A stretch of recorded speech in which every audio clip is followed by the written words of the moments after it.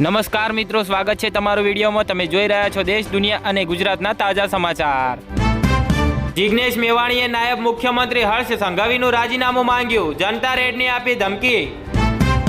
અમદાવાદમાં સાબરમતીના 3 બ્રિજ અને underpass maintenance માટે આજ રાતથી બંધ, જાણો વૈકલ્પિક રૂટ।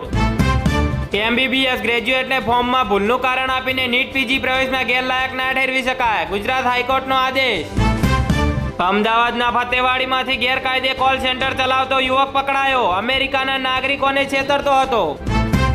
અમદાવાદ માટે મહત્વપૂર્ણ ગણાતી ખારીઘાટ કેનાલના વિકાસ અને નવીનીકરણની કામગીરી હવે બીજા તબક્કામાં શરૂ થવા જઈ રહી છે, જેના માટે 829 કરોડ રૂપિયાનો જંગી ખર્ચ અંદાજવામાં આવ્યો છે। વડોદરામાં કમાટીબાગ પાસેથી ચોરેલી મોટરસાયકલ લઈ 3 મહિનાથી ફરતો લબર મુછીઓ પકડાયો।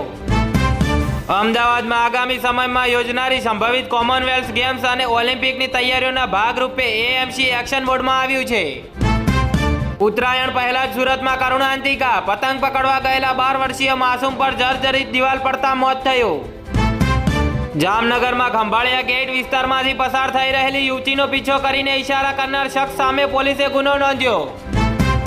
11 સાયન્સમાં અભ્યાસ કરતી રિંકલે ગઈકાલે રાત્રે હોસ્ટેલના રૂમમાં ગળો ફાંસો ખાઈ આત્મહત્યા કરી લીધી હતી। જો કે સુસાઇડ નોટ પરથી કયા કારણથી આ આત્મઘાતી પગલું ભર્યું તે વિશે પોલીસને કોઈ માહિતી મળી નથી। જામનગરની પેરોલ ફરલો સ્ક્વોડની ટીમે પેરોલ જમ્પ કરેલા હત્યા કેસમાં સજા કાપતા આરોપીને પકડી પાડ્યો। જામનગરના હાપા યાર્ડમાં કપાસની મબલક 26,990 મણની આવક થઈ, ₹1500નો ઊંચો ભાવ બોલાયો। ક્રેડિટ કાર્ડનો દુરુપયોગ કરીને રિવોર્ડ પોઈન્ટ કે કેશબેક કમાવાની વૃત્તિ ધરાવનારાઓને આ પ્રકારની નોટિસો મળી રહી છે। ક્રેડિટ કાર્ડનો દુરુપયોગ કરીને રિવોર્ડ પોઈન્ટ કે કેશબેક કમાવાની વૃત્તિ। ધાંગધ્રા બસ સ્ટેન્ડ રોડ પર ખુલ્લી ભૂગર્ભ ગટરના કારણે રાહદારીઓ અને વાહન ચાલકોને અકસ્માતનો ભય રહે છે। નગરપાલિકાના આદેશનું ઉલ્લંઘન કરી રહેલા કોન્ટ્રાક્ટર સામે પગલાં લેવાની માંગ ઉઠી છે। શહેરમાં કિન્નરોના 2 જૂથ વચ્ચે ચાલતો વિવાદ વકરી જતા એક જૂથના કિન્નરે ગઈકાલે ફિનાઇલ પી લીધું હતું, જેની જાણ થતા બીજા જૂથના 6 કિન્નરોએ પણ ફિનાઇલ પી લીધું હતું। ફાયરિંગ કરનાર પેન્ડા ગેંગ સામે ક્રાઇમ બ્રાન્ચે ગુજ શીટોક હેઠળ ગુનો નોંધ્યા બાદ આજે જંગલેશ્વરની મુરગા ગેંગના 21 સભ્યો સામે પણ ગુજ શીટોક હેઠળ ગુનો નોંધી તેમાંથી 11 સભ્યોની ધરપકડ કરી હતી। જામનગર જિલ્લાના પોલીસ તંત્ર દ્વારા સતત 2 દિવસ સુધી સ્પેશિયલ કોમ્બિંગ ડ્રાઈવ યોજાઈ અનેક ગુનેગારો સામે પોલીસની કડક કાર્યવાહી કરાઈ। વડોદરાની MS યુનિવર્સિટીના સંશોધકોએ ડેન્ગ્યુ મેલેરિયા ફેલાવતા મચ્છરોને દૂર રાખતું કાપડ વિકસાવ્યું છે।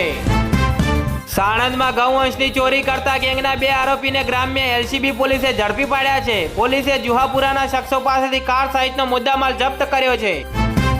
કેનાલમાં આત્મહત્યા, ધાંગધ્રા તાલુકાના જસમતપુર ગામે પિતા પુત્રએ એક સાથે નર્મદા કેનાલમાં જમ્પ લાવી આત્મહત્યા કરી લીધી હતી। કેનાલમાં પાણીનો પ્રવાહ ચાલુ રહેતા 36 કલાક બાદ પણ મૃતદેહ હાથ લાગ્યા નથી। સુરેન્દ્રનગર મુખ્ય ST બસ સ્ટેન્ડમાંથી મહિલા મુસાફરની રોકડ અને સોનાના દાગીના ભરેલી બેગની ચોરી થતા ચકચાર મચી છે। આશરે 6 લાખનો મુદ્દામાલ ચોરાયો હતો। પોલીસે ફરિયાદની તજવીજ હાથ ધરી છે। ઈડરમાં સફેદ દૂધનો કાળો કારોબાર જોવા મળ્યો, 200 લીટર બનાવટી દૂધ એક સાથે ઝડપાયો। ભાજપ શાસનનો અસલી ચહેરો, ઈમાનદાર પોલીસને સાઇડલાઇન, હપ્તા ઉઘરાવનારને ટોપ પોસ્ટિંગ કરે છે। વડોદરામાં પ્રતિબંધિત પ્લાસ્ટિકનું ઉત્પાદન કરી પર્યાવરણને નુકસાન કરતા ફેક્ટરી સંચાલકની ધરપકડ કરવામાં આવી। વડોદરા જિલ્લા ખરીદ વેચાણ સંઘની ચૂંટણીમાં ભાજપે 3માંથી 2 બેઠક ગુમાવી, છતાં બોર્ડ ભાજપનું જ બનશે।